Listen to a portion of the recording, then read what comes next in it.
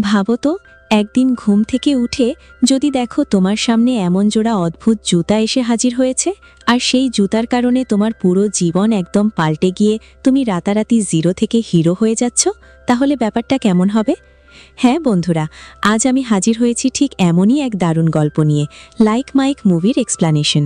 তো আর বেশি স্পয়লার না দিয়ে চলো সরাসরি গল্পের ভেতরে ঢুকে পড়া যাক। গল্পের শুরুতেই আমরা দেখি ক্যালভিন নামের এক টিনেজার ছেলেকে, যে আমেরিকার একটি অনাথ আশ্রমে বসবাস করে। একদিন ক্যালভিন তার বন্ধু মার্ফি আর রিচের সাথে অনাথ আশ্রমের গার্ডেনের সামনে ফুটবল খেলছিল। ঠিক সেই সময় অক্স নামের এক দুষ্টু ছেলে সেখানে এসে ক্যালভিনকে বিরক্ত করতে শুরু করে। শুধু তাই না, বাস্কেটবল খেলাকে কেন্দ্র করে সে ক্যালভিনকে চ্যালেঞ্জও ছুড়ে দেয়। ক্যালভিনের উচ্চতা কম হওয়ার কারণেই সে যতই চেষ্টা করুক না কেন, অক্সের সঙ্গে সমানভাবে লড়তে পারে না। এই পরিস্থিতির মধ্যেই শর্ত অনুযায়ী ক্যালভিনকে তার সবচেয়ে প্রিয় জার্সিটা হারাতে হয়। অক্স তাকে আরও কষ্ট দেওয়ার জন্য সেই জার্সি গায়ে দিয়েই সঙ্গে সঙ্গে সেটাকে ছিঁড়ে ফেলে দেয়। এরপর একদিন অনাথ আশ্রমের মালিক স্ট্যান একটা সিদ্ধান্ত নেয়। সে কিছু বাচ্চাকে ক্যান্ডি বিক্রি করতে পাঠায়, যাতে তারা বাস্কেটবল ম্যাচের টিকিটের জন্য টাকা সংগ্রহ করতে পারে। ক্যালভিন প্রথমে বিষয়টা পুরোপুরি না বুঝলেও পরে ভাবে এই ক্যান্ডি বিক্রি করে হয়তো কিছু টাকা জোগাড় করা সম্ভব হবে। এক পর্যায়ে ক্যালভিন একজন কোচের কাছে ক্যান্ডি বিক্রি করতে যায়। প্রথমে সেই লোকটি কিনতে চায় না, কিন্তু যখন সে জানতে পারে এই টাকা অনাথ আশ্রমের বাচ্চাদের জন্য ব্যবহার করা হবে, তখন সে ভালো মন থেকে ক্যালভিনকে 4টি বাস্কেটবল টিকিট দিয়ে দেয়। পরের দিন অনাথ আশ্রমে কিছু গার্ডিয়ান আসে বাচ্চাদের দত্তক নেওয়ার জন্য। ক্যালভিন ভেবেছিল এবার হয়তো তারও ভাগ্যে কিছু ভালো কিছু ঘটবে, কিন্তু বাস্তব ছিল একদম ভিন্ন।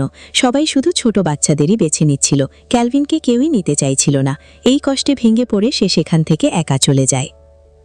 এরপর অনাথ আশ্রমে দান করা কিছু কাপড় চোপড় আসে।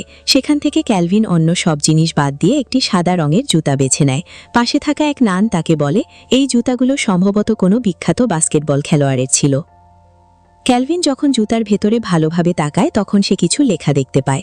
সেই লেখা দেখে তার মনে হতে থাকে এই জুতার সাথে হয়তো কোনো বড় কিংবদন্তি খেলোয়াড়ের সম্পর্ক আছে।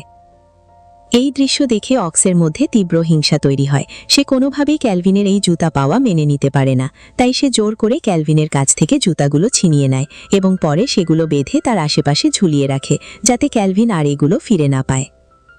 রাতের দিকে তখন চারদিকে প্রচণ্ড ঝড় শুরু হয়ে গেছে।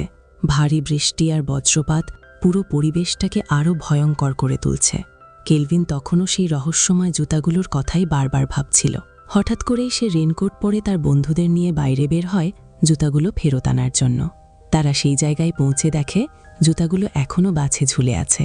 ক্যালভিন দ্রুত গাছে উঠে জুতাগুলো নামানোর চেষ্টা করে। ঠিক সেই মুহূর্তেই আকাশে বজ্রপাত হয় এবং একটি বৈদ্যুতিক তারে শর্ট সার্কিট ঘটে যায়।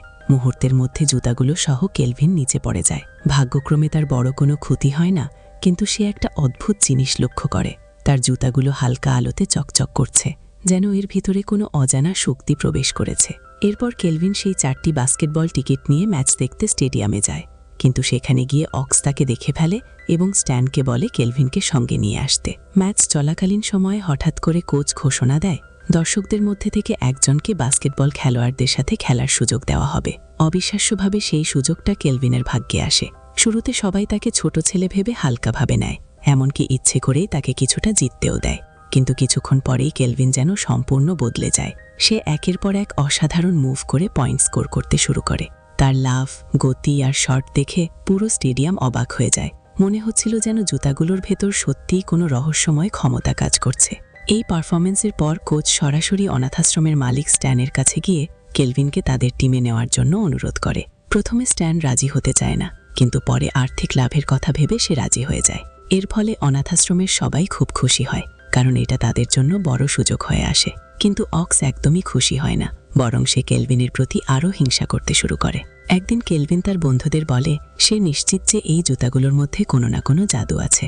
তার সব সাফল্যের পেছনে আসলে এই জুতাগুলোরই ভূমিকা রয়েছে। কিন্তু এই কথাগুলো অক্সও শুনে ফেলে। এরপর ক্যালভিন যখন আবার বাস্কেটবল খেলতে মাঠে যায়, তখন তাকে নতুন ইউনিফর্মের সাথে নতুন জুতা দেওয়া হয়, কিন্তু সে জেদ করে বলে সে তার পুরনো জুতাই পরবে।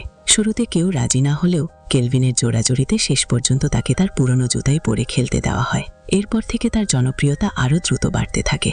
প্রতিটি ম্যাচে সে আগের চেয়ে আরও ভালো পারফর্ম করতে থাকে। কিন্তু এক ম্যাচে দেখা যায় ক্যালভিনের টিম খুব একটা ভালো খেলছে না। তখন কেলভিন নিজেই কোচকে অনুরোধ করে তাকে মাঠে নামানোর জন্য।